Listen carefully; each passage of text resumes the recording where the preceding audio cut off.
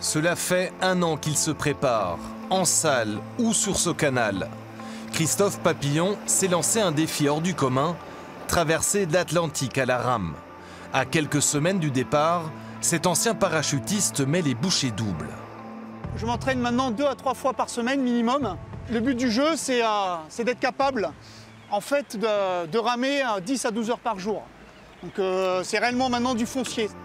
Début décembre, ce sportif de 51 ans va quitter les îles Canaries pour rallier la Martinique, soit 5400 km.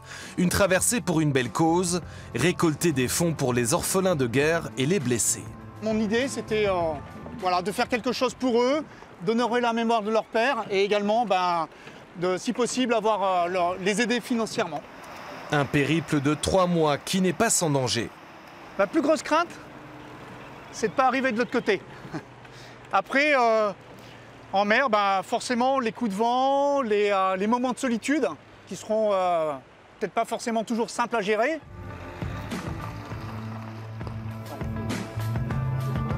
Pour ce challenge, Christophe a pu compter sur l'aide de l'armée. Elle lui prête ce bateau de 8 mètres de long et d'1,70 m de large.